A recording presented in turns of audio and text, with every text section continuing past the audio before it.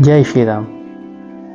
देवी सती अपने पति महादेव से जिद कर रही हैं अपने मायके जाने के लिए।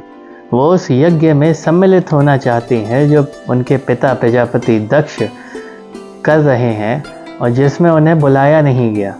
महादेव उनको तरह तरह से समझाने की कोशिश कर रहे हैं कि बिना बुलाए कहीं जाया नहीं जाता, और ख़ास तौर से उस जगह जहाँ सामने वाला पसंद ना करे हमारा आना, उस जगह तो बिल्कुल भी नहीं जाया जाता। खैर, महादेव ने उनको समझाया। भांति अनेक शंभु समझावा, भावी बस न ज्ञान उर आवा। कह प्रभु जाहु जो बिना ही बुलाए, नहीं भली बात हमारे भाई। तो शिव जी ने तरह तरह से अलग अलग एग्जाम्पल दे के उनको समझा लिया, बताने की कोशिश की कि देखो ना जाओ। लेकिन देवी सती के होनहार वश, मतलब जो उनका भविष्य था, जिस दिशा में वो जा रहा था, उसके वश उनके हृदय में उसका बोध नहीं हुआ। मतलब जब किस्मत में होना होता है तो हमारी बुद्धि अपने आप पलट जाती है। यहाँ तुलसीदास जी लिख रहे हैं कि अगर भगवान भी साथ में क्यों ना खड़े हों, लेकिन अपने कर्मों का फल हमको भोगना ही पड़ेगा। तो आप अगर गलत कर्म करोगे तो इतना भगवान आपके लिए कर सकते हैं कि उसका दुख आपको थोड़ा सा कम हो, लेकिन उसके बराबर का फल आपको मिलता ही मिलता है। देखिए, महादेव तो उनके पति थे, लेकिन देवी सती का अंत कैसा हुआ ये हम सब जानते हैं। तो उनका जो कर्म था, जो उन्होंने किया था, उसका फल उन्हें मिला ही मिला। तो महादेव ने लाख कोशिश की समझाने की, देखो ना जाओ, जाओगी तो सब गड़बड़ हो जाएगा। महादेव उनसे कह रहे हैं कि तुम जाओगी तो अच्छी बात नहीं होगी, हमारी बात समझो, हम कुछ कह रहे हैं। लेकिन उनको नहीं सुनना था तो उनने नहीं सुना।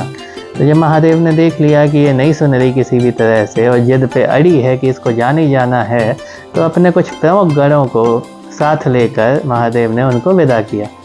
तो ऐसे अपने गणों से कहा कि जाओ, देख लो, साथ में जाओ, इनके रक्षा करना इनकी। महादेव को तो पता था क्या होने वाला है, लेकिन अब वही है कि हम लाख समझाएं, सामने वाले को नहीं समझ में आता है तो अब हम क्या कर सकते हैं, कुछ नहीं कर सकते। तो देवी सती अपने मायके पहुंची और प्रजापति दक्ष के डर की वजह से कोई उनको लेने नहीं आया। कहते हैं ना कि मेहमान आते हैं, हम बाहर खड़े होते हैं, आओ भाई आओ आओ, घर में पधारो हमारे, कोई मिलने ही नहीं आया। और सिर्फ जो माता थी उनकी प्रसूति, तो वो उनसे आदर के साथ मिली देवी सती से। बाकी सब तितर बितर हो गए कि महाराज गुस्सा करेंगे तो हम काहे को फालतू में पंगा लें। तो कोई बोला ही नहीं देवी सती से। दक्ष न कछु पूछी कुशलाता, सती ही बिलो की जरे सब गाता। सती जाई देखे तब जागा, कतहु न दीख शंभु कर भागा। तो दक्ष ने जब उनको देखा, देवी सती को देखा, तो उनसे उनकी कुशल पूछने की जगह, कि मतलब हालचाल हम पूछते हैं ना, कोई हमारे घर बहुत दिनों के बाद आता है, हम पूछते हैं भैया क्या हाल, क्या सब ठीक है, अच्छा है। तो उन्होंने कुछ नहीं पूछा। उन्होंने देख के उल्टा उनके सारे अंग गुस्से के मारे जलने लगे कि ये बिना बुलाए कैसे चली आई, हमने तो इसको बुलाया तक नहीं, इसके पति से तो हमारा झगड़ा है, ये तो हमारा कहना ही नहीं मानती थी। दक्ष ने मना किया था शादी करने के लिए, लेकिन उनने कहाँ सुना। मजबूरी में, ज़बरदस्ती दबाव के चक्कर में दक्ष ने हाँ कहा। लेकिन अब वही है कि अब सामने आ गई तो उन्हें बहुत गुस्सा आया, और देवी सती उनको देख के दुख हुआ कि इतने दिनों के बाद अपने पापा के घर पे आए हैं, इनको हमारी पड़ी नहीं है। फिर उसके बाद वो उस जगह पे गई जहाँ पे यज्ञ हो रहा था, और वहाँ पे उन्होंने देखा कि महादेव का भाग ही नहीं है। जब हम यज्ञ करते हैं तो सारे देवी देवताओं के भाग रखते हैं ना अलग अलग, ये आपके लिए, आपके लिए। तो वहाँ पे महादेव का भाग ही नहीं था। तब देवी सती को समझ में आया कि महादेव उन्हें क्या समझाने की कोशिश कर रहे थे, क्यों उन्हें रोक रहे थे कि मत जाओ, अच्छा नहीं होगा। लेकिन अभी देखिए, यहाँ पे 2 बार उन्होंने ऐसा किया।